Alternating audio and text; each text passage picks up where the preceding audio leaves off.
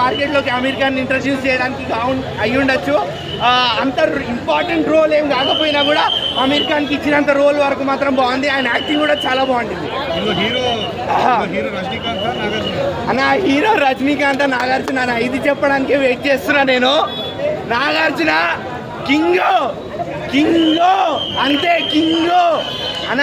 Vikram cinema క్లైమాక్స్లో Rolex ఎట్లా 100 రోలెక్స్లు కనబడతాయి ఆడ నాగార్జున చూస్తే. 100 రోలెక్స్లు చెప్తున్నా, 100 రోలెక్స్లు కనబడతాయి నాగార్జున చూస్తే. అసలు స్క్రీన్ మీద టోటల్ డామినేషన్. రజనీకాంత్ గారిని డామినేట్ చేశాడు స్క్రీన్ మీద Nagarjuna.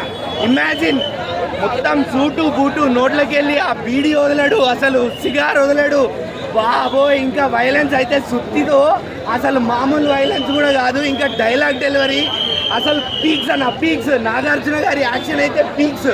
Total domination screen, cinema మొత్తం టోటల్ డామినేషన్. రజనీకాంత్ని ఇట్లా పక్కన కూర్చోబెట్టారు స్క్రీన్ మీద. వాళ్ళిద్దరు కాంబినేషన్ సీన్స్ కూడా కింగ్ నాగార్జున గారి డామినేషన్ అయ్యి టాలీవుడ్కి కింగ్ ఎందుకు అని మీరు ప్రూవ్ చేశారు. అండ్ శోభిన్ క్యారెక్టర్ అయితే అసలు గుంటనక్క ఎట్లా ఉంటుందో శోభిన్ ముఖం చూస్తే చాలు అన్నట్టుండే శోభిన్ క్యారెక్టరు. ఆయన యాక్టింగ్ కూడా ఆయన ముఖంలో కనిపించేస్తుంది గుంటనక్క. అంత మంచిగా ఉండే శోభిన్ యాక్టింగ్ కూడా. అసలు ఎవరు తగలే. పూజా పాప కూడా మోనిక అన్నప్పుడు కూడా అసలు కుర్రగారు మామూలుగా లేకుండే.